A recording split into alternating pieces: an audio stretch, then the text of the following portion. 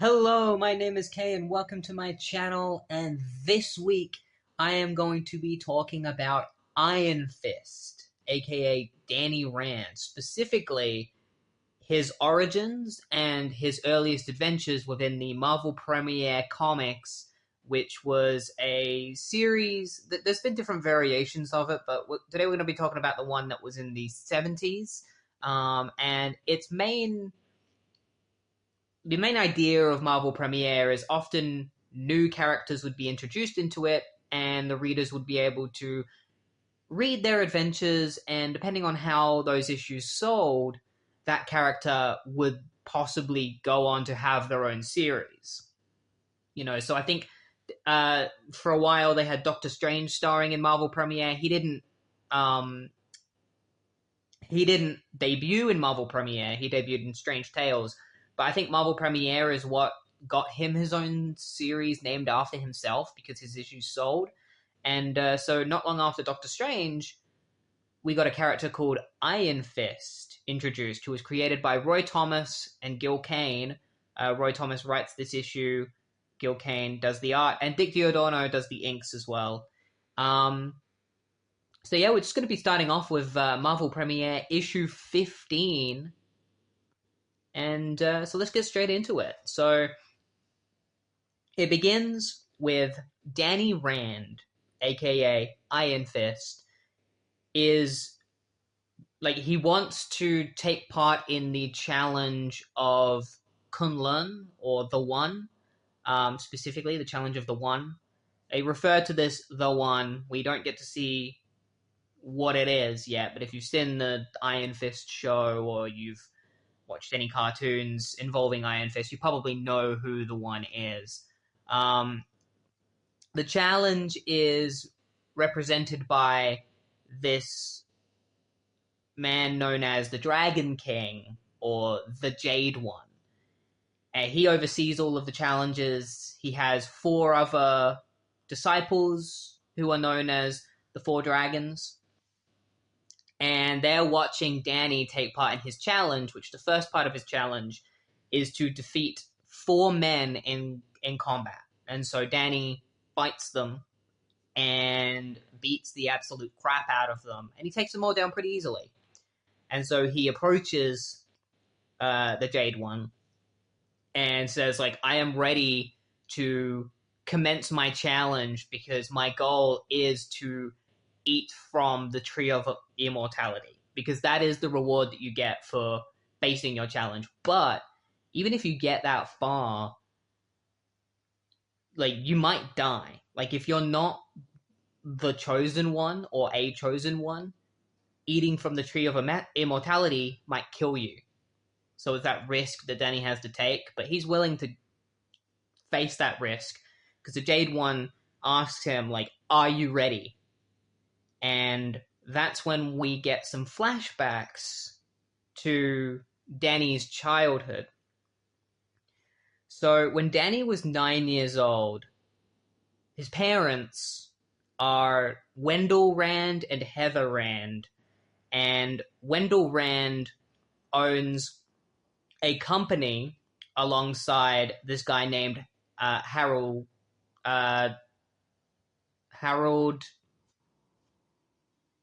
Meacham, and they are trekking through snowy mountains looking for Kunlun, because it's this legend that Wendell believes in. Heather doesn't really believe in it, but she's just there to support her husband, and they brought Danny with them so that he could witness Kunlun himself, because Kunlun is something that Wendell has been searching for his entire life alongside Harold. And as they are making their way over to where they believe the bridge to Kunlun lies, Danny Rand slips, and he falls over the side of a cliff. And because they're all tied together, or at least Wendell and Heather are tied together, Heather falls over with Randy, and so does Wendell, but Wendell manages to grab onto the ledge, but the rope connecting him to Heather and Danny breaks. And so Heather and Danny fall down below onto a ledge. And Wendell begs for Harold to help him up. But Harold is a bad guy. And his plan was to kill Wendell, and this is the perfect opportunity to do so. For two reasons. He wants to take full control over their company so that it's no longer Rand and Meacham Industries, it's just Rand Industries, and he's, in control of it. And he's also in love with Heather. And so it's pretty brutal. His shoe has spikes on it, obviously, because they're trekking through the snow. He stamps on Wendell's hand, causing Wendell to fall from the cliff to his death. He just bounces off the rocks, hits his head. There's blood and stuff, which is pretty gruesome for a comic that came out in the 70s. Yeah, it's pretty violent. So he dies, and then Wendell tells Heather to come with him and be his lover, and she's like, no, and starts pelting rocks at him. And so Harold is like, die then. Just, I'll leave you here to die. Enjoy that. You probably would have preferred to have been with me. And Heather's like, I'd rather my son either die here or grow up and find you and kill you than go with you. And so Heather and Danny are forced to survive the snowy wilderness. So we cut back to the present, where Danny says that he is ready to face the next part of his challenge. And the next part of his challenge is to fight a man known as Shuhu. Shuhu is a mysterious giant man dressed in a red robe with a blue mask covering his face. And he has taken a vow of silence. And so Danny, headstrong as he is, goes straight into fighting Shuhu, no hesitation, and gets his shit rocked. Shuhu just beats the crap out of Danny. He's throwing him around the room like a child. And while he's being thrown around and getting the shit beat out of him, Danny thinks back to when he was a child and him and his mum were trying to survive in the snowy plains. They see a bridge ahead of them. And that's when Heather realizes that maybe Kunlun is actually real, because there shouldn't just be a bridge out in the middle of nowhere. It doesn't make any sense. So they decide to head to the bridge, but at the same time, a bunch of wolves have begun chasing them. So they get to the bridge, and Danny runs across the bridge. And before Heather runs after him, she realizes that even if they get to the end of the bridge, the wolves are just going to keep chasing them, and eventually they're probably going to get them. So she decides to sacrifice herself to allow Danny to escape. So she just runs straight at the wolves, badass, jumps into them, and they start tearing her apart. And that's when a couple of residents of Kunlun arrive with some crossbows, and they use them to kill the wolves, but unfortunately they weren't able to save Heather in time, and Danny suffers the loss of both of his parents, and is brought into Kunlun, where he lives the rest of his days. And so since that day, he's been training in order to gain access to the Tree of Immortality so that he can try and succeed in the Challenge of the One. And so it's the death of his mother that, thinking back on the death of his mother is what makes him realize why he's even doing this in the first place. It's for her. And so that gives him the strength and determination that he needs to turn the tables on Shuhu. So Shuhu starts he starts throwing daggers at Danny, and Danny catches one in his shoulder, and he just doesn't feel the pain anymore because he's busy thinking about his mother. So he just pulls the knife out and goes straight for Shuhu's head and starts striking him in the head. And that's when Danny realizes the trick to Shuhu, which is he's not actually human. He's a robot. And Danny can feel that while punching his head, that his head is made out of metal. And so this determination and strength that Danny has got from his mother, his anger, and everything that has been building up to this moment causes the energies in his hands to begin glowing. And this is the moment that Danny's Iron Fist debut, his signature like Iron Fist technique debuts, where his hands glow a bright red color, and he straight up just smashes his Iron Fist into Shuhu's face, knocking his head clean off because Shuhu is a robot. And so Danny wins the challenge against Shuhu and tells the Jade One that he's ready to meet the One and take a fruit from the Tree of Immortality.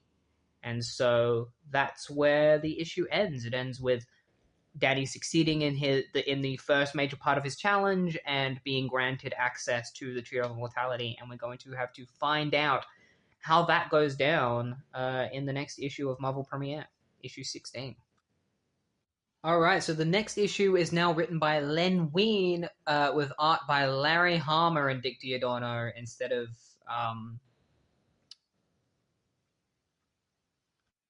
Gil Kane. So Danny Rand, Iron Fist, has traveled to New York, a place that he's always heard terrible things about, and when he arrives, he realizes all those terrible things are true, that New York is just a infested city full of criminals and stuff, and he's there to search for one man, Harold Meacham, the man responsible for the death of his parents, because Danny just wants revenge. And when he gets there, he stumbles into a trap because he hears a cry coming from an alleyway, and he goes there and it realizes that he's now surrounded by a bunch of guys who are there to collect a bounty on Danny's head because Meacham has put a $10,000 bounty on his head. So Danny prepares to face these guys and starts beating the crap out of them with his iron fists. And as he's fighting these guys, he thinks back to his past again, and we actually go back even further, where to Danny first arriving in Kunlun as a 9-year-old, where he meets Utah, who is the Jade One, the August One, the Hooded One is the different names that he goes by. Danny wants to be trained so that he can get revenge. But he doesn't straight up say why he wants to get trained, but that's why he wants to get trained. And so Hutai, I think his name is, introduces him to a man whose name is... Lei Kung is his real name, but he goes by the codename Thunderer. And so Lei Kung teaches Danny how to fight, like, with expert martial arts. And so after he's trained with Lei Kung, he then goes back to the Hooded One, Hutai, and says that that's not enough, and that he wants to take his training even further. So Hutai is like, all right, well, then we'll have Lei Kung teach you how to hit even harder. And so Lei Kung has, like, Danny just, like, literally punching rocks repeatedly and coal and stuff until his hands are as hard as rocks. And that's still not enough for Danny. Meanwhile, in the present, Danny beats up all the guys that have come to try and take his bounty, and then this other guy shows up who's known as Scythe.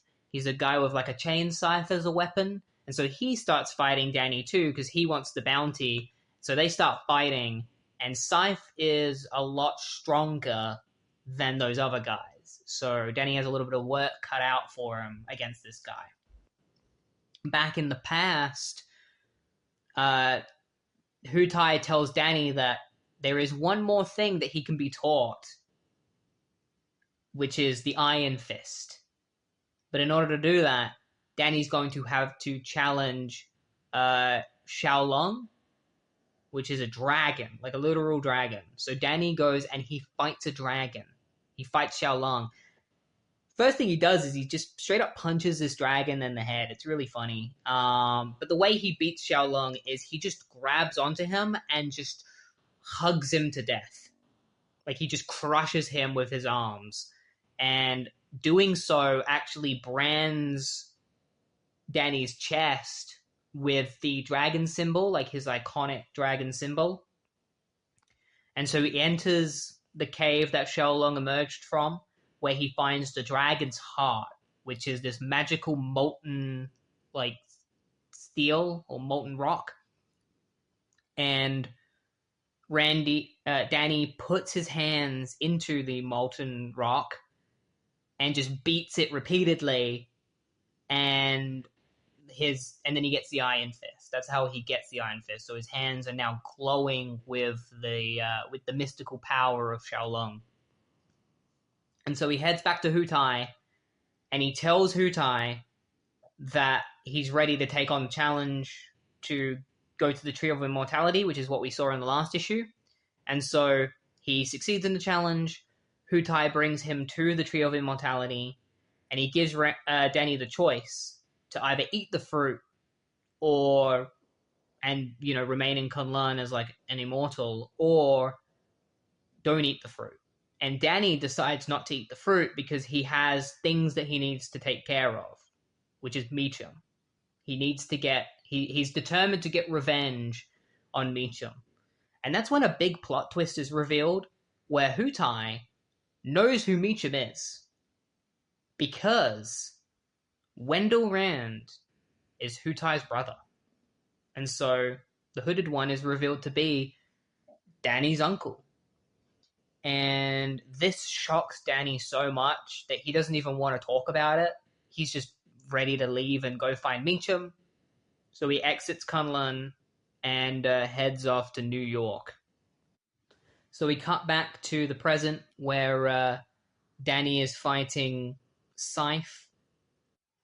Scythe almost kills Danny because he wraps his chain around Danny's throat and hides behind a fence and starts tugging the chain, which starts strangling Danny. And then he starts stabbing his scythe through the fence in an attempt to get Danny with it. But Danny uses that in order to figure out exactly where Scythe is standing.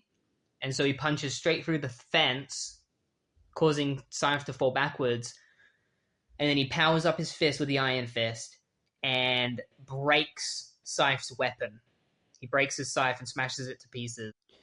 Scythe is obviously terrified by this, and Danny says that he's not going to kill him, and he's not even going to knock him out, because he wants to know who was responsible for hiring him. And Scythe admits that it was Meachum, and that Meachum lives in, like, that skyscraper over there. Like, points at a skyscraper, and he's like, that's where Meachum is. And so Randy heads off to find Meachum and get his revenge, and we'll find out how that goes down in the next issue. So this next issue is written by Doug Mensch. Every issue so far has been written by a different person. Still the same artists. This is a great issue because it's Danny Rand traveling his way up the citadel that Meachum supposedly resides in. And it's just like tons of floors that are just going up full of saw-level traps. So Danny just enters the building in full gear while everyone stares at him. He presses the number on the elevator that's going to take him to Meachum Inc. He heads up the elevator, where he finds what's seemingly an empty hallway. But as he begins walking through the hallway, he steps on a part of the floor which activates the wall spikes. There are a bunch of spikes in the hallway, and the walls start closing, and so Danny just breaks all the spikes by kicking them. And after he gets through the wall spikes, a bunch of Gatling guns turrets come up from the ground and start shooting at him. And so Danny just runs through them and just punches them just starts breaking all these Gatling guns. And so he grabs a pipe from one of the Gatling guns that he's broken. He finds a nearby door. He opens the door ready to hit someone and sees that it's just a regular staircase. But he senses that there's danger, so he throws the pipe through, and the pipe gets immediately vaporized by a laser. So Danny's like, oh, there must be a trigger for this trap that I can mess with. And he senses that the trap trigger is next to the door. So he punches straight through the wall next to the door, which is exactly where the mechanism is, and destroys it, allowing himself to enter. Danny goes up the stairs and realizes that the stairs are also a trap because he hears like a little ticking noise, so he quickly jumps as the stairs explode. Um, he then enters another room where he finds a group of guys just chatting. They all draw out their guns and start shooting at Danny. And so Danny just knocks their guns out of their hand and then just beats the crap out of them. There's actually one guy standing in front of a door, and Danny just runs straight into him, smashing open the door. But in doing so, he activates another trap, which is a bunch of sprinklers that shoot out acid. And so he gets corrosive acid all over himself. And somehow Danny manages to push through it, because I guess he can't really feel pain anymore. And so he punches straight through a door in order to escape from this acid room. And when he opens the door, he finds himself outside. And so he has to climb up the outside of the building, which is exactly what he does. He finds another office on another floor and smashes through the window and jumps into the office, where he senses that there's somebody watching him in the room. And we as the reader see that there is a ninja watching him. And sensing this guy has distracted Danny from the actual trap in the room, which is the floor just falling straight through. Danny almost plummets to his death 20 feet, but he grabs onto the ledges of the floor, which makes him think back to his dad when his dad was grabbing onto the ledge and he fell. And that's what gives Danny the determination to pull himself up. And so he pulls himself up and hears a growling noise, and a wolf runs into the room. And so Danny tackles it and just punches it in the face. And then, activates the elevator, heads inside. The elevator starts sprinkling acid on him. And so with the strength of his iron fist, because he's feeling the pain of this acid, it makes it really hard to compose his iron fist, but it's still strong enough that he's able to punch his way through the top of the elevator. He sees another elevator. He punches straight through that one too, and then he punches straight through the door out of the elevators, where he finds a hole with a janitor in it, and he knows that this janitor is just not a regular janitor. It'd be really funny if this was just a regular janitor and all this crazy shit was happening around him. But no, this guy is a janitor with a sword built into his mop. So he pulls the sword out and he attacks Danny, but Danny just punches him in the face and wins. And so this guy just flops over. It's actually this really cool moment where they both charge at each other, and Danny just goes and runs past him and has hit the guy without the guy even realizing, and knocked him out. The ninja that was watching Danny earlier arrives and throws a ninja star at Danny, and Danny dodges it, but there's a camera right next to him, and the camera starts shooting out a laser beam, which almost hits Danny. And then Danny looks and sees that the janitor and the ninja are both gone. And so Danny punches through the door, which he believes to be the final one, and is like, Meacham! Where is he? And he sees this man who is known as Triple Iron, who is presumably the one that set up this entire citadel with traps. And Triple Iron said that Meacham has hired him in order to stop Danny from finding him. And so in the next issue, we are going to see Danny's confrontation with Triple Iron. And so the next issue begins with Iron Fist facing Triple Iron. The interesting thing about Triple Iron is that he is trapped in the room that Iron Fist has found him in. The room powers his suit and his... he's got nunchucks that are powered by the room as well, but he can never leave the room because he's attached to it, and it traps him in there. And the only way he's ever going to be set free is if he kills Iron Fist. And this guy has been in there for 10 years. Ever since Iron Fist started training. Danny. And so, this guy has been stuck in this room for 10 years. He's been I've been waiting for my chance to finally be free, and now I'm going to take it. And so he starts fighting Danny. Danny realizes this guy is way too strong. He actually destroys a part of the room during the fight. Danny punches a wall, hoping that might depower this guy, but the guy's it's not just the one part of the room that powers me. It's the entire room, you idiot. And so he keeps fighting Danny, and they just, he's like throwing Danny around the room. Danny's like trading punches back, but isn't really getting anywhere. And that's when a ninja star zooms, like it goes like shoop, like past Danny's face and directly into one of the walls. But then he realizes that the ninja star is actually slotted into the wall because it's the outline of the door. So Danny punches this part of the wall, and it is the door. He punches the door open. He finds himself in a control room where he sees all of the cables hooked up to a generator. He presumes that these are what are powering the room, so he rips the cables out, which turns the generator off and the power of the room, and then he turns the cables onto Triple Iron and electrocutes him to the point of knocking him out. He says that he's unconscious, so at first I was like, oh, did he kill him? But it's like, nah, Triple Iron is unconscious, and now he is finally free from his 10 years of imprisonment. And so Danny makes his way to the final room, the true final room, where he opens it up, and he finds Harold Meacham in a wheelchair. That's right, Harold Meacham has no legs. He's in a wheelchair. The reason being, we actually find out from Harold himself when he talks to. He's very cordial with Danny. He doesn't try to attack him right away, and he has a reason for that.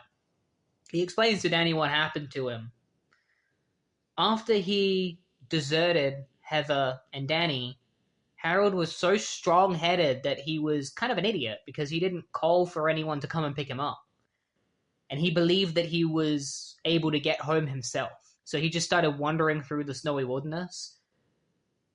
4 days went by because he got lost and he passed out and couldn't feel the feelings in his limbs.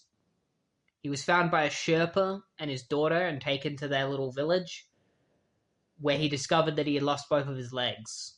They had to be amputated because he like pulls off the cover and they're gone. And so while he's resting in bed, he hears a couple of the Sherpa's friends talking about how the city of Kunlun is real and that an American boy was brought into Kunlun and has been training there. And Harold knows exactly who this boy is. He knows he's Danny. And he knows the mysteries of Kunlun. He knows that it's where the greatest martial artists ever go. And so Harold's like, oh crap, that kid is going to try and find me, and he's going to kill me. And so that caused all sorts of paranoia in Harold's head, which is why he built this citadel with all these traps, and he hired Triple Iron and Scythe, because he was so paranoid that this kid was going to come and kill him, and he wanted to believe that this kid was possible to defeat. But now that he's face to face with Danny, he realizes that Danny isn't possible to defeat. And because of the state that he's currently in, because Harold in this comic doesn't want to live the way he does. And so he wants Danny to kill him. Like, he just gives himself up. He's like, kill me. And Danny is like, no. I refuse to kill a man who is just the shell of the man he used to be. Which is Danny just basically being like, I'm not going to kill a disabled person because that's messed up. And so he goes to leave, and Harold is just like, why wouldn't you kill me? Just kill me. Jesus Christ. Like, do it. Just kill me. And he pulls out a gun, and he like goes to shoot at Danny. He's like, I'm going to make you pay for not killing me. And before he can pull the trigger, well, he does pull the trigger, but he misses the shot because the ninja that we saw earlier threw a ninja star at Harold's hand. And then he, like, because Danny is out of the room, so he doesn't see this happen. Like, Danny leaves. And then, without Danny seeing, this ninja guy kills Harold off panel. And so Danny hears the screams of Harold, and he goes back into his room, and he finds Harold in his wheelchair with a sword stuck straight through his chest. And that's when Harold's daughter runs in, whose name isn't mentioned in this, but she finds her father's corpse and Iron Fist standing next to him and immediately assumes that Iron Fist killed him. And so she says that she's going to get revenge on Danny for killing her father, and Danny leaves, prepared to have to face this girl. Like, she's like, I'm going to send everything at you in order to kill you, in order to get revenge. And so it's Danny becoming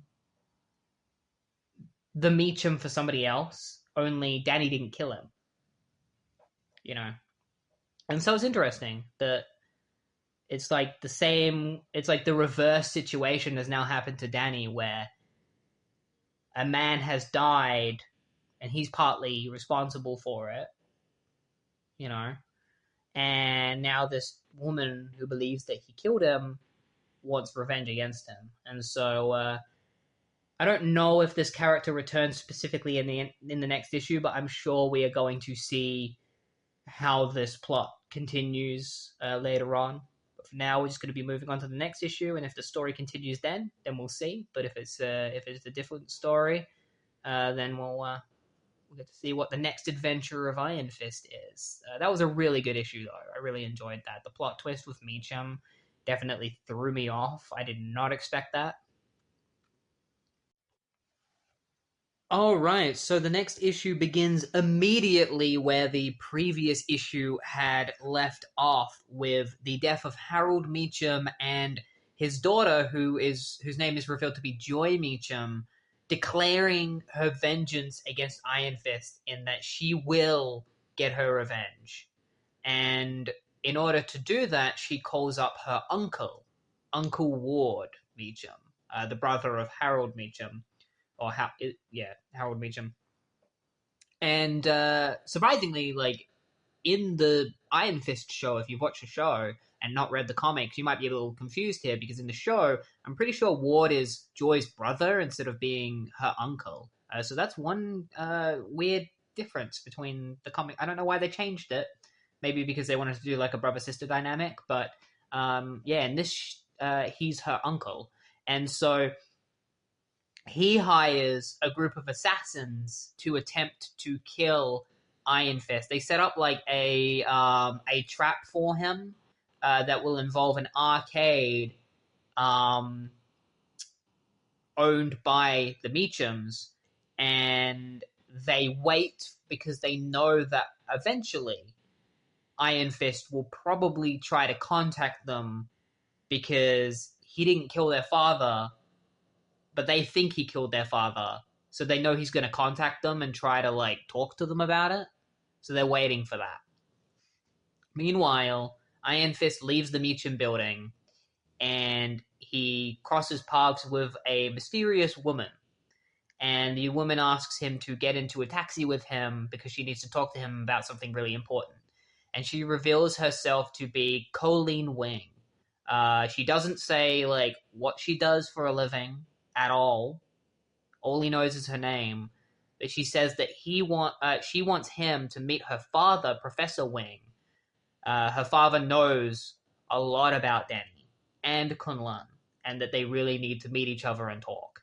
So she takes Danny to her father, and when Danny arrives at the apartment building that her father is supposed to be in, there's a couple of mysterious guys standing out the front holding a couple of umbrellas, and it turns out that these guys are actually assassins.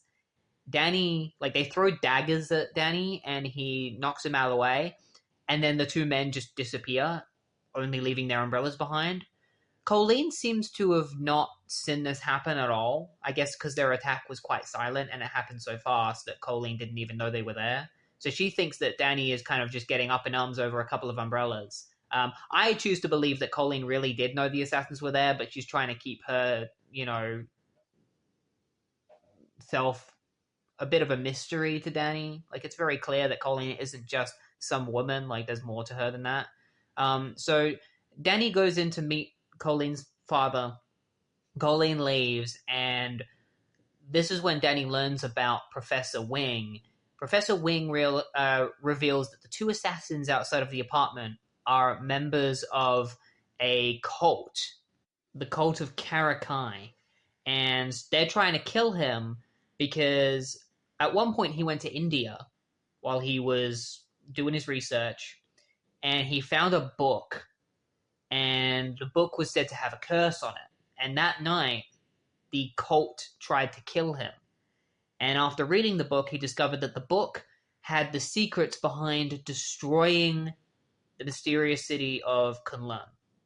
And so the cult of Karakaya are after the book so they can destroy Kunlun. So Professor Wing heads to the Himalayas, where he comes across a Sherpa who is dying, and the Sherpa tells Wing all about Danny Rand. Like, he tells him that this young boy was found by Yutai and was trained in Kunlun, and that he is the key to defeating the Karakai cult. He's basically going to be the hero of Kunlun, and Professor Wing needs to get it out there to the world that Iron Fist is a hero and that he is going to be like their savior, essentially. And so that's how the professor knows everything about Danny, about Kunlun, and that's why the cult is after him. And so Professor Wing tells Danny that he needs to call the Meacham residents and talk to Joy, because he needs to try and convince them that he didn't kill Harold. But the professor knows that they're probably going to set a trap for Danny. He actually gives Danny a coin to take the subway to the arcade. And so Danny calls Joy, sets a meeting with her at the arcade, and Danny heads there. And when he gets there, at first he thinks that someone draws a gun on him, but it turns out it's just a cowboy mannequin. But then the assassins that Uncle Ward had hired show up to kill Danny, and so he starts fighting them, and he's fighting 4 assassins at the same time, just beating the crap out of them. But there's actually 3 more assassins waiting in the wings, and they see that the other 4 are kind of overpowering Danny, and they're like, oh, maybe these other guys aren't going to need our help to take down Iron Fist. But then the ninja that was actually responsible for killing Meacham, whose name we don't know yet, appears and takes down these 3 assassins, and then helps Danny take down the other assassins. And then he throws, or he or she, we don't know who this ninja is, throws a newspaper to Danny, basically revealing to Danny that everyone knows, or everyone thinks that he killed Harold Meacham, because the newspaper has the headline of it, and that a lot of people are probably going to come after him and kill him. Possibly even the ninja that helped him might one day be hired to assassinate Danny. And that's where the issue ends. It ends on a little bit of a cliffhanger, and find out in the next issue if any of these assassins are going to come after Danny now that everyone thinks that he was responsible for killing Meacham. All right, so the next issue begins with Iron Fist fighting a bunch of members of the Karakai cult, because he has become the bodyguard of Professor Wing. But Danny doesn't want to be the professor's bodyguard forever, because he needs to clear his name. And the only way Danny believes he can do that is by finding Joy and talking to her. But Colleen has other plans. She wants Danny to find the ninja because she believes finding the ninja is the best way to clear his name. But Danny just wants nothing to do with that ninja, mainly because the ninja kills people, so he doesn't really see him as an ally, because Danny doesn't like shedding blood. Like, he sees that as a last resort, and so he doesn't like how the ninja does his job. So he doesn't want anything to do with that guy. And he wants Professor Wing to leave the city and find somewhere else to hide, because Danny doesn't want to have to spend every day protecting him. He doesn't have time. But the professor refuses to move, and he's like, I've been, facing this cult forever, like, since I found the book, and I'm still alive. And it's kind of like, why are you insisting Danny be your bodyguard and then say that you've been fighting against the cult yourself anyway, and you've survived up to this point? It's like, why do you even need Danny as a bodyguard? Like, it's very clear that you're well enough. And we actually discover a bit later on that the professor might not actually need Danny as a bodyguard, and that he might be wanting Danny around for other reasons. Colleen says that she's happy to leave her job in order to get her dad to safety, but her dad refuses, and Danny refuses to stay with them to protect her father, and so he leaves to go and clear his name, and this upsets Colleen quite a lot, and she ends up crying into her father's chest. Danny heads off to go and speak with Joy. He just heads straight to the Meacham building. He finds Joy. He starts talking to her, trying to convince her that he didn't kill Meacham. Joy doesn't believe him. At first, she tries to attack him, but he stops her. He, like, grabs her hands, and she starts kind of, like, breaking down. And then, so Danny goes to leave because he sees that he can't convince her. And Joy is like, oh, I gotta keep him here long enough so that my uncle can arrive. And so she's like, wait, like, maybe I was too harsh on you. Like, I'll listen to your story. But before Danny can say anything, Uncle Ward shows up and is like, it's okay, Joy. You've kept him here long enough. I finally brought the answer to defeating Iron Fist, which is my new assassin, Batroc the Leaper. And so Batroc the Leaper shows up. And Batroc the Leaper is a French assassin who has fought Captain America in the past, known for his deadly kicking techniques, leaping abilities.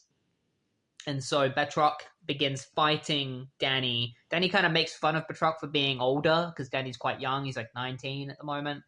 And Batroc is just like, you may be young, but I have much more experience. And so they start fighting each other.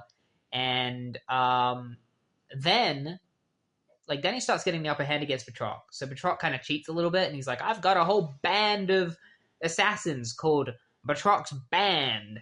And so these guys all show up. There's like 9 assassins, and they all start attacking Danny. But Danny has the Iron Fist, so he powers it up, and he smacks a bunch of them. But they still start overwhelming him a little bit. That's when the mysterious ninja shows up, killing one of the assassins, starts fighting alongside Danny. And Danny hates the fact that he has to fight alongside this guy, because this guy kills people, and Danny doesn't like that. And so he begrudgingly fights alongside the ninjas, and all of the assassins start overwhelming Danny. And this is when we get to see how overpowered Iron Fist really is, where he powers up his Iron Fist and knocks out like 9 guys at once with a single punch. Like, he just goes, and they all just explode out of him, and just like, sent flying across the room. And he beats them all. And then he beats Batroc. And then he asks the ninja who he is, why he's here, why he's killed Harold. Like, he just starts like drilling the ninja with all these questions. And then a mysterious cloud appears around them, teleporting them out of the Meacham building and into a random alleyway. And then before Danny can say anything else to the ninja teleports away as well in a cloud of smoke. And he then appears in front of a book. The book that holds the key to destroying Colleen. But the professor was the person that had that book, right? Professor Wing? So why does the ninja have the book suddenly? Well, that's because the mysterious ninja, as he removes his mask, is revealed to be Professor Wing. What a twist. Professor Wing is the ninja who has the book. And this explains why he was able to protect himself for so many years. But if the professor is a ninja, and an incredibly powerful one at that, why does he really need Danny's help? Because it's very clear that he doesn't need Danny to be his bodyguard, so he must need Danny for other reasons. So we'll probably find out what that is in the future, because it's clear that the professor has plans that and his daughter doesn't even know that he's the ninja. His daughter knows nothing about this. His daughter didn't even know that he found the book. Like, that was a surprise to her. He didn't know that she didn't know that he was researching all this stuff about the cult. Like, she didn't know that a cult was after him until, Danny told her. So yeah, we're gonna have to find out where this leads. I'm getting really quite invested in this. Like, this plot twist really caught me off guard. I did not see it coming. So I'm interested to see what happens next. Alright, so things start to get crazy in this issue. First, we begin with Batroc being screwed over by Uncle Ward and Joy, who refused to pay him because he didn't get the job that they hired him to do done, which was to kill Iron Fist. And so Batroc leaves and is like, Iron Fist is probably going to come back to kill you, and there's a very good chance that I'm going to be by his side. Because I may be a mercenary, but I'm not, I'm not evil, you know? And Joy is convinced that Iron Fist still killed her father, but Ward knows that Iron Fist didn't kill him. And he's using Joy for his own ends because he has his own secret reasons as to why he wants to kill Danny Rand. We'll probably find out those reasons within a future issue, but for now, we have to go to Danny, who arrives at the professor's apartment to find the professor and Colleen missing, but a bunch of unconscious cult members of Karakai. And this is when Iron Fist comes face to face with a pretty well-known Marvel character by this point, Misty Knight.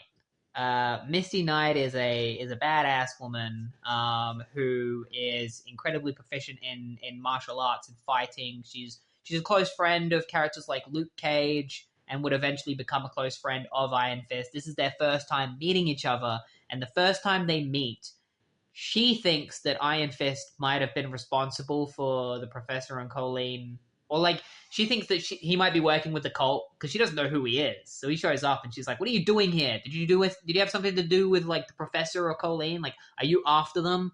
And so they start fighting each other, and she proves to be pretty strong. Like she almost takes down Iron Fist, but he actually gets the upper hand because he throws her over his shoulder and then hits one of her pressure points next to her neck, knocking her out.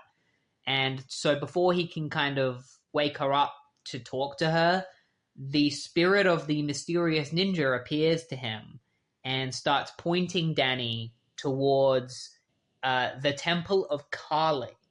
Because the Temple of Kali is where the Professor and Colleen are being held. They're currently shackled up underneath the statue of Kali, and that's when Kali's daughters, self-proclaimed daughters, appear, and they are the leaders of the cult. All the cult members show up, all these assassins, they start attacking Iron Fist, and then they show up, and their names are Shia and Ushis. So Shia has these two nunchucks, and she powers them up with the power of the sun. Because, like, basically their powers work together, where Ushis has a cloak that can create darkness, while Shias can power up her batons with the power of the sun so that she can see in the dark, and therefore they work together to make their foes blind and attack them. So Ushis uses her cloak of darkness to shroud the room in darkness so Iron Fist can't see anything. And so he like tries to attack them, but Shia manages to fight back with her, sun nunchucks, her sun chucks. And yeah, Iron Fist can't really do much. Like he tried fighting against them, but he was really struggling until the professor who can see, because I think the way that the cloak works is that like Danny can't see, but he's the only one that can't see. Like the Professor and Colleen can still see, so they direct him towards the assassins, and Iron Fist, fights them. He also directs Iron Fist to their shackles so that Iron Fist can break them with his Iron Fists and free the Professor and Colleen, which is exactly what he does. But by breaking the shackles, it breaks the statue of Kali, and so it starts falling over. But Shasi, or is it Shasan? Sorry, it's Shia. There's so many characters in this book that it's hard to remember the names of everyone. Shia uses her nunchucks to break the statue, and Ushas can't use her cloak of darkness for too long, so she ends up running out of power. So her and Shasi have to, or her and Shia have to leave. And so they manage to escape, and this is when the professor reveals himself to be the mysterious ninja, which shocks Colleen and Iron Fist. And one of the cult members has the book, and he's running with the book. And the professor like throws a ninja star at him and is like, "Hey, drop the book, son." He throws a ninja star, and the book is dropped into a fire, which burns the book. And so the professor believes that, if the book gets burnt, he will die, because he's like, "Oh no," like the book gets burned, and he's like, "No, like I'm gonna die." But then it turns out the professor isn't actually the ninja. The professor is possessed by the mysterious ninja, because they separate into two separate beings after the book is burnt. And the ninja is surprised that he's still alive, and the professor is unconscious on the ground. It's a little confusing. Turns out the professor was the host of the ninja, and the ninja was trapped inside the book. So when the professor found the book, he became possessed by the ninja. The ninja seems to be an enemy of Kunlun, and the book was his prison, and they made him believe that if the book was destroyed, that he would die, which is why he was protecting the book for so long. And so because the people at Kunlun tricked him, he's now going to try and get his revenge against them by destroying their one savior, Iron Fist. And so he goes to stab Iron Fist with his blade, and the issue ends there on that cliffhanger of Iron Fist possibly about to be killed by the ninja. Obviously he won't be, but we'll have to see how this turns out in the next issue, when Iron Fist and a mysterious ninja fight one another. Another thing that was also revealed in this issue is that Colleen can fight for herself as well, so we get to see her fight a little bit. Not much, but like we get to see that she knows a couple of moves, which is interesting. Alright, so the next issue begins with the ninja facing Iron Fist, trying to kill him now that he's free from his imprisonment. We'll find out why he was imprisoned in the book a little bit later. For now, the ninja and Iron Fist face one another, and eventually all of the cult members start attacking both of them, so the ninja has to fight against the cult members and Iron Fist at the same time. But he's so powerful that he just kills all these cult members. And that's when the police show up, because apparently there was one cop who was following Iron Fist and saw him enter the temple. They just didn't decide to enter until now.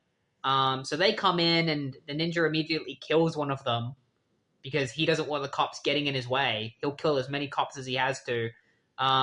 He also doesn't hesitate to admit to the cops that he killed Harold Meacham. Like, he just straight up is like, "I killed him because I revel in death. And I don't care because, my plan now is to kill Iron Fist." And so he grabs Iron Fist and he teleports away, and he takes Iron Fist to this magical universe that he can teleport to. And then he fights Iron Fist, and yeah, they have this massive fight in this alternate universe and like in this other universe, and Iron Fist has no idea on how to fight in this place because there's no gravity or anything. So he's just kind of helpless, and the ninja beats the crap out of him and then chops Iron Fist on the shoulder with a death chop and kills Iron Fist, and then just lets his body float away into the abyss of this magical universe. And while he's gloating to Iron Fist that he's killed him, he reveals his origins. The ninja, who is nameless, was also a nameless samurai. They never reveal his name, but he was a samurai, and he was a really good samurai. But he was also a shameless samurai who just killed more than he should have. Like, he always chose to draw blood first. He reveled in death, and so the other samurais kind of forsaked him, and so he killed them because the other samurais were kind of like, they hated him. He decided to lash out at them and kill them all. And then he went off on a journey and met this evil sorcerer known as Master Khan, who taught him the secrets to behind being a ninja. because he was like, hey, you should stop being a samurai and you should become a ninja instead because they're way cooler. And then he taught this mysterious ninja about this other universe, this magical universe that he can enter and leave at will, which is the place that he and Iron Fist fought. And using his powers as the ninja, he was taught about the city of Kunlun. So the mysterious ninja headed to Kunlun to try and take over it. But when he got there, he was met by the Thunderer and Yutai, and they beat the shit out of him, smacked his ass, and imprisoned him in the book as a punishment. And then the book was just discarded randomly and was eventually found by the cult of Karakai. It was then brought to Kali, but because the book was quote unquote cursed, the temple collapsed around the cult and Kali, killing her and the cult members that were there. And the book was buried for many years until it was eventually found by the professor, and so on and so forth. The ninja's goal was to get close to Iron Fist, which is why he manipulated the professor into making Iron Fist become his bodyguard, because his goal was always to escape from the book eventually, and if he couldn't destroy Kunlun, he would try to destroy Iron Fist instead, which he thinks he's done, but it turns out Iron Fist isn't actually dead. He was pretending to be dead, and because he's so good at martial arts and he can learn a lot of different moves and new environments very quickly, Danny learns how to fight within this other universe, and so he fights back against the ninja, and another fight blows out between them. And eventually Danny decides to use his Iron Fist technique, and I don't know why he doesn't use it more often because it's super overpowered. He charges up his hand. Maybe it takes a lot of energy and that's why he doesn't do it all the time. He charges up his Iron Fist and he punches the ninja's sword, and the ninja's sword, like, he powers up his sword of magic, so when he punches it, the sword explodes in an explosion of like magical power, and Danny is thrust out of this universe, and the ninja disappears, and Danny assumes that he's either been destroyed or he's gone somewhere else, he's escaped. But Danny is now safe and is kind of in a weird situation now where he can't get back to Kunlun, because in order to be let back into Kunlun, he needs to wait at least another 9 years before he will be granted entry again. That's like one of the downsides to leaving Kunlun, is that you can't come back until 9 years later. And the only way that you can find Kunlun again is if you know someone who already knows where it is. And obviously Harold Meacham is dead, so now Danny has no way of getting back to Kunlun, so he's stuck in New York. And so Colleen is like, maybe you should take off the mask, stop being Iron Fist for once, and try to find a new life as Danny Rand, because it's going to be a while before you get to Kunlun, so you might as well start living a regular life in New York. And so Iron Fist takes off his mask for the first time in a long time. Like, he hasn't removed his mask since the first issue that we've read. Like, he's been Iron Fist this entire time. So he finally removes his mask, becoming Danny Rand. And this is the beginning of a new life for Danny. So in the next issue, we're going to see Danny possibly struggle with living in New York and trying to distance himself from Iron Fist, or at least create a separate life from Iron Fist. Because up until now, he has, like, he's been Danny Rand, but like, he's been operating as Iron Fist 100% of the time. All right, so the next issue is written by Chris Claremont, famous writer of the X-Men, who had written probably over 300 issues of the X-Men, probably even more than that. He wrote the X-Men for almost a decade, or possibly even more than a decade, with art by Pat Broderick, who I know mostly for doing the art for Captain Atom and Green Lantern during the 80s and 90s over at DC. It's interesting seeing his art style back in the 70s because it was very different. So it's kind of crazy how much artists evolve over the years with their style. And the inking is done by Bob McLeod. So This issue begins with Danny Rand and Colleen Wing just walking through one of the local parks in New York, and because Danny is now having to live a life outside of Iron Fist. And so while they're wandering through this park, all of a sudden, random pedestrians start getting shot by a mysterious assailant who is probably shooting from afar somewhere. While Danny is trying to save people to no avail, there's even a child that gets shot in the arm, but his life is spared by whoever this mysterious assassin is. However, a cop isn't so lucky.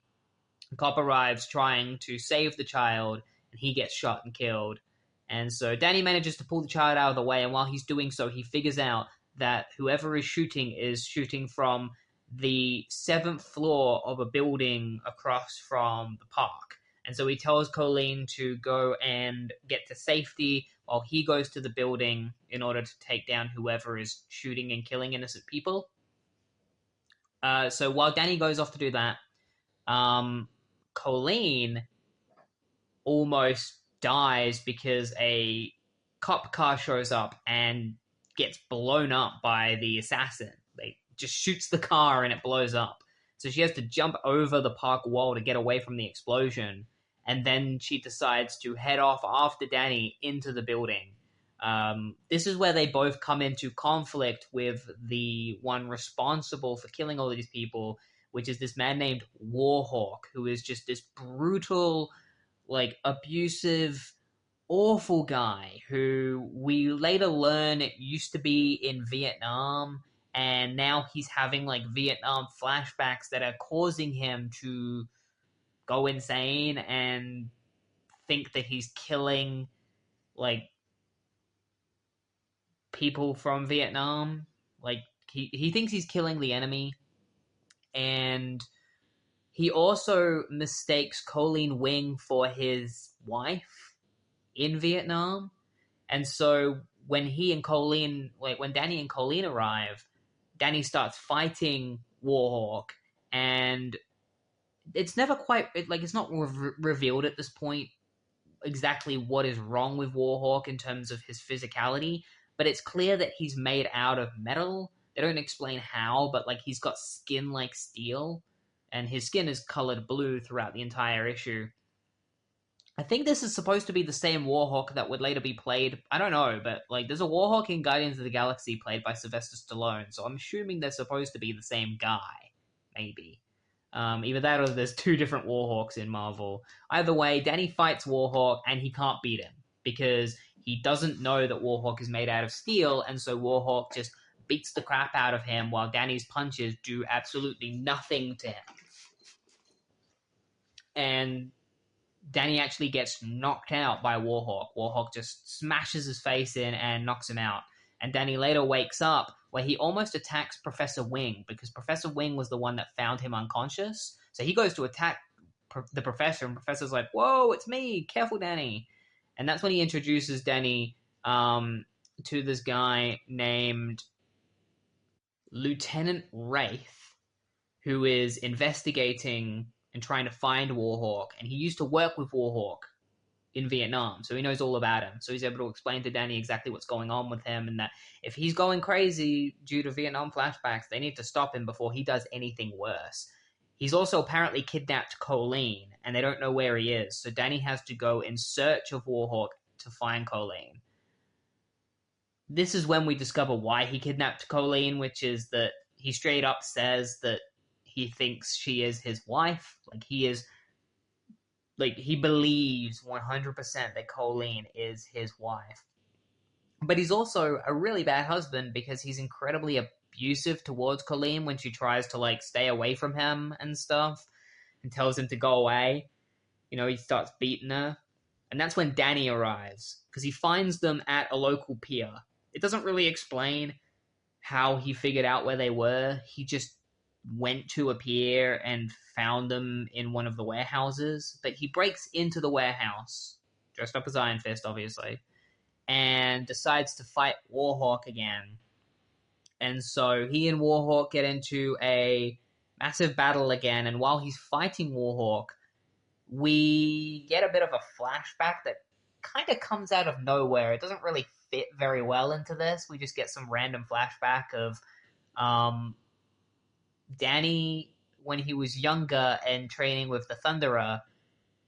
He lost his pendant that his mum gave him, and then he finds out that the pendant has been placed in the middle of a maze as a challenge for him to overcome. And in order to find his pendant, he's going to have to fight some of his friends. But Danny doesn't want to fight his friends, so he refuses to fight them, and they all call him a coward for refusing. And then he climbs up this massive wall in the Himalayas that leads to the maze, where he then finds the pendant and retrieves it. So I guess the test was whether or not he was willing to fight his allies or not, and by not fighting them, maybe he passed the test. I don't know. We don't really get a conclusion to the flashback other than he finds the pendant and he gets it back.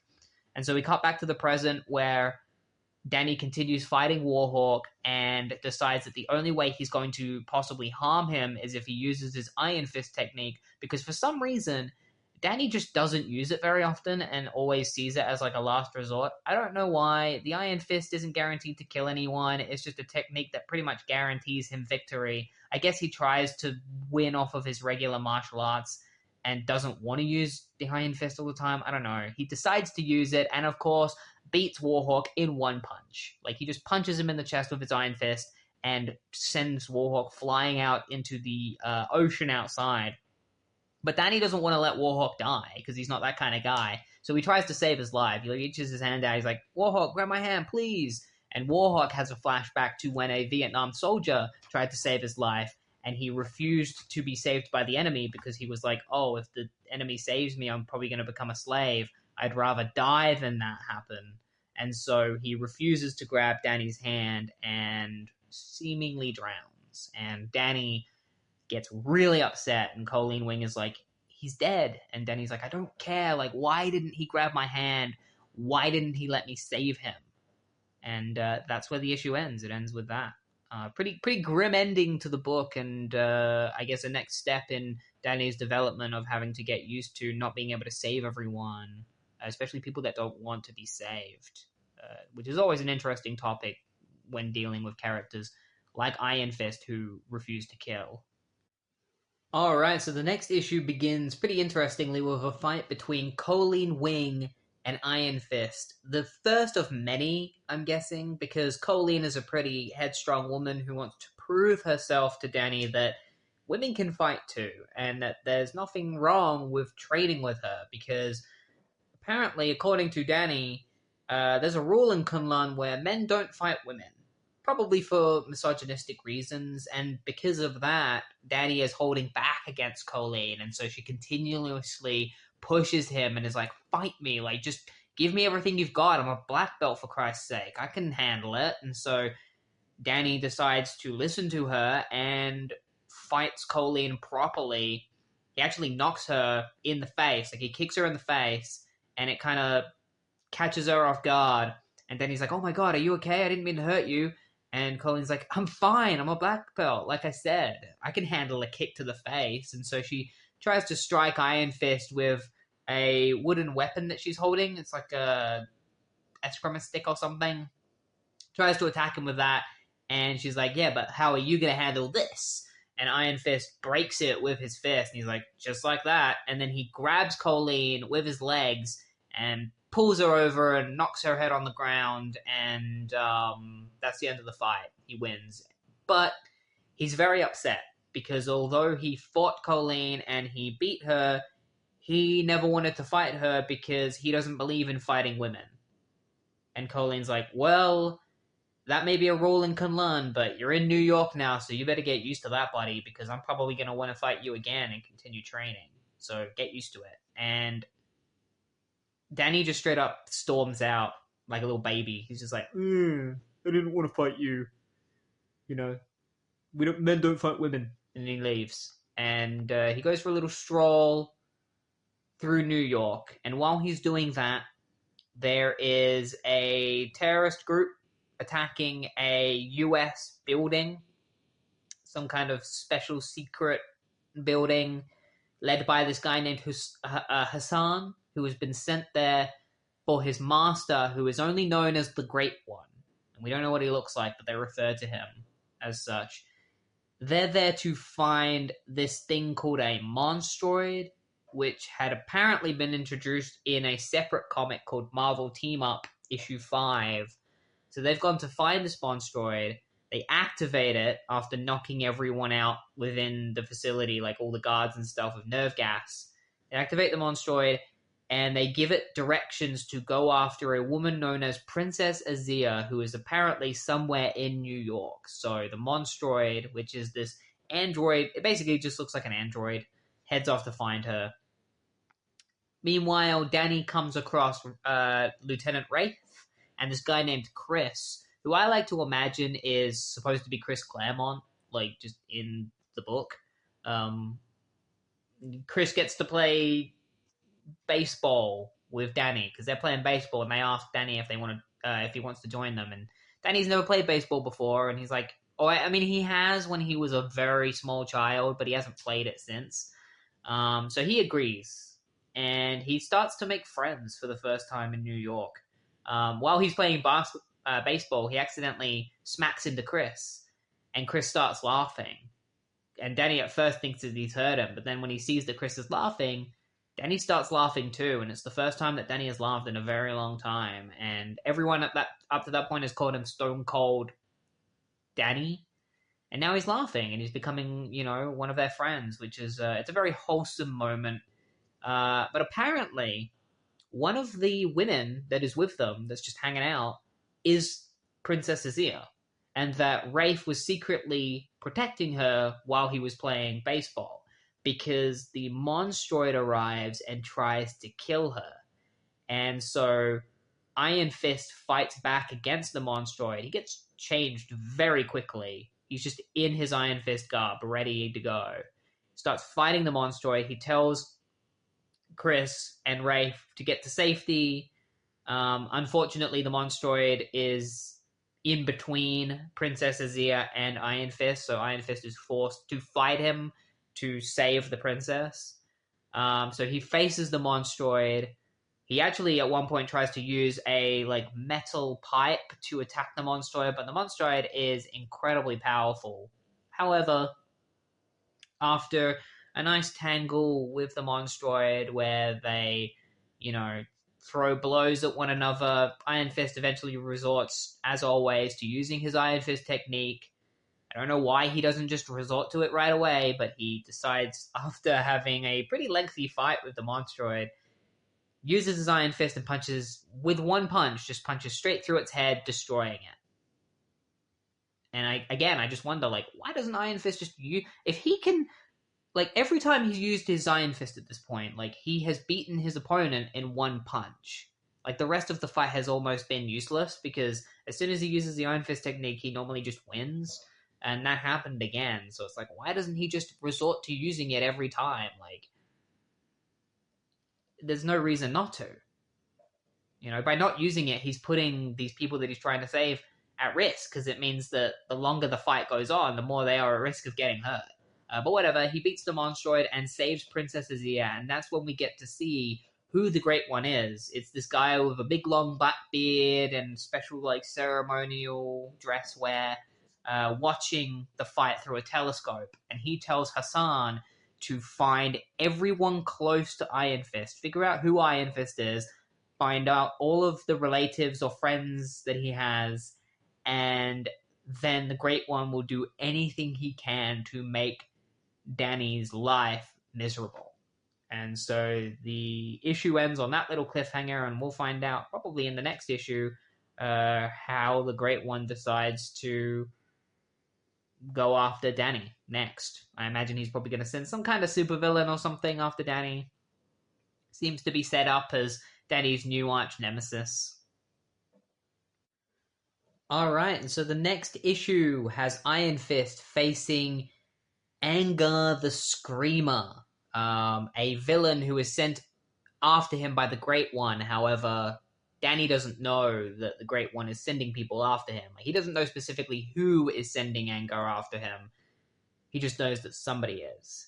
However, before we get to that, the issue actually begins with Danny facing Kumbala Bay, who is supposed to be the bodyguard of Princess Azia. However, he wasn't around to help her for some reason the other day when Danny saved her. So, because Danny saved her, he humiliated Kumbala. So, Kumbala has arrived at Princess Azia's house because she invited Danny over to, stay there as thank you, and tries to kill Danny for humiliating him. So immediately this issue just begins with him fighting her old bodyguard, and there's a moment where he almost stamps on Danny's face, but Iron Fist manages to dodge out of the way and fight back. However, he overpowers Danny and almost kills him, but Princess Azir comes out and is like, "Get away from him! You better stay away from me, because if you should be glad we're in America right now, because if we were in our own country, I would have I would have you sentenced to death by now, and your corpse would be hanging from the rafters where it would be picked apart by the birds." And so Kumbala begrudgingly leaves, and Princess Azia requests that Danny, continue to see her on a regular basis as possibly a bodyguard, but there's a little hint of she might be interested in Danny, and that it's more than just a business proposal. It's more she might want to sleep with Danny or something. And she's a very beautiful woman, so Danny isn't some kind of idiot. He doesn't want to make any he doesn't want to tell her that he's definitely going to continue seeing her on a regular basis, but it's not like he can really say no to a princess, so he kind of has to be like, okay, but I'm not making any promises. And she bids him farewell, and Danny heads off to Professor Wing's apartment, where he finds that Colleen and Wing are that Colleen's missing.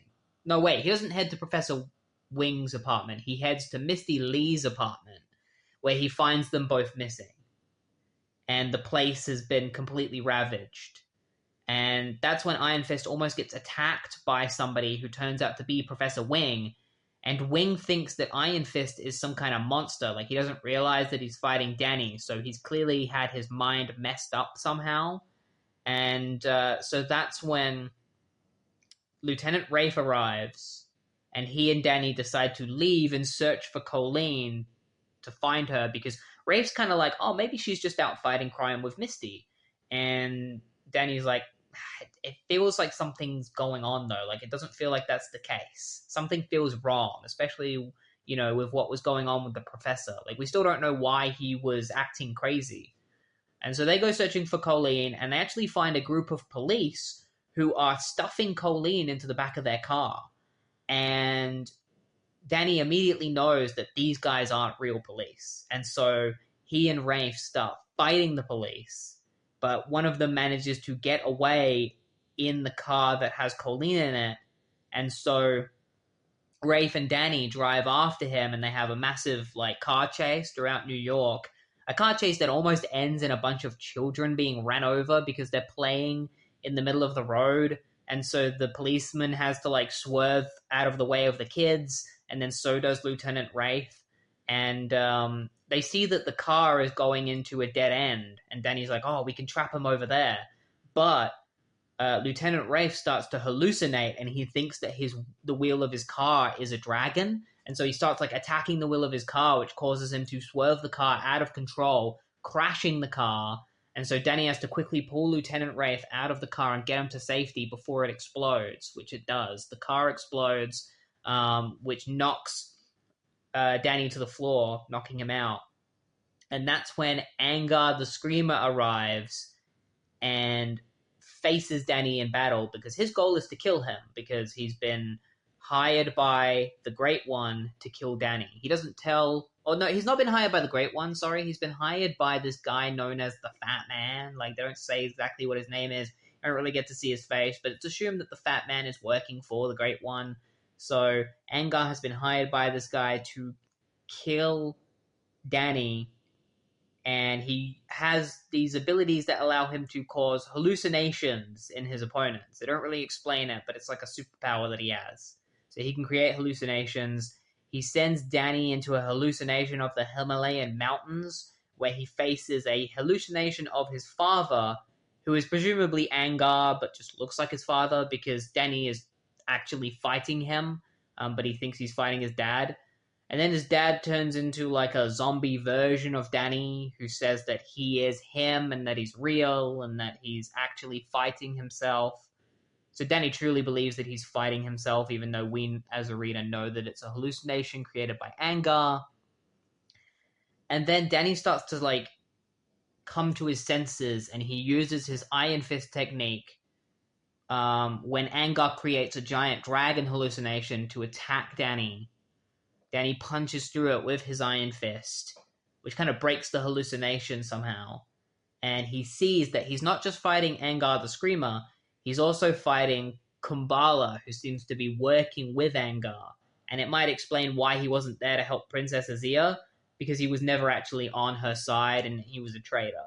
So Danny knocks out Kumbala, faces Angar, but Angar uses his hallucinations against him, which give him time to escape from Danny.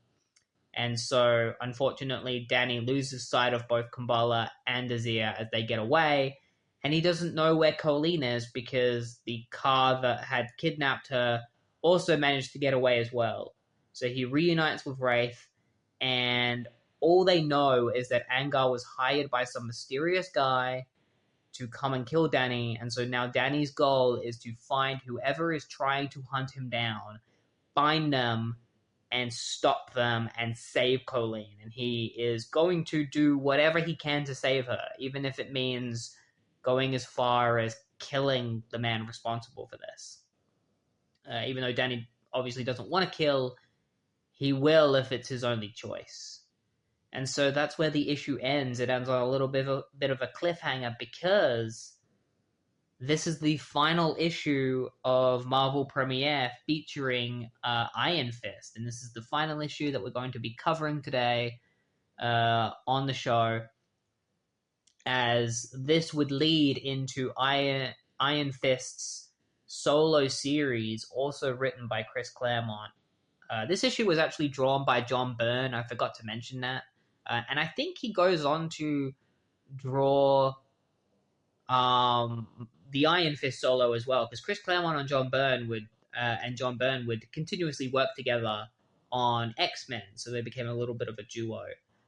So I'm pretty sure John Byrne would go on to draw the Iron Fist series alongside Chris Claremont. And if you want me to cover the Iron Fist series, the solo series that followed on after this, sometime in the future, then like the video and comment below.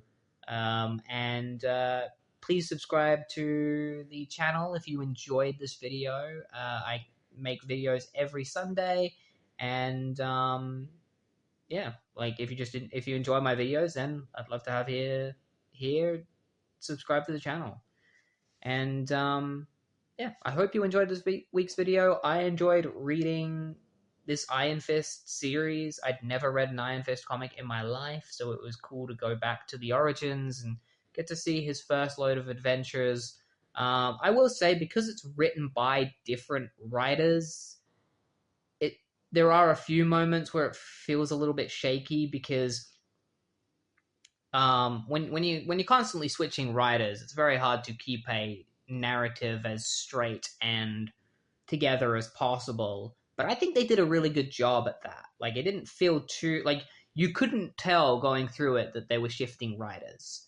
I think the writers must have collaborated with each other. They must have talked together or communicated to make sure that they were keeping everything as, so it makes sense, like the continuity of the Iron Fist comics.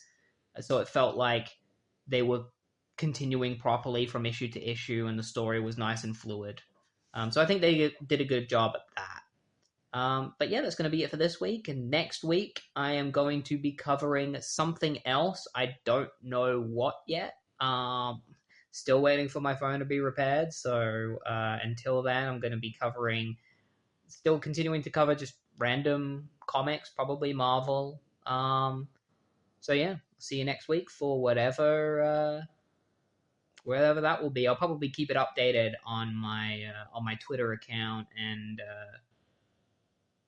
other social media accounts that I have. So keep tuned into those, and you'll probably get updates on whatever series I'm going to be covering next. See you then.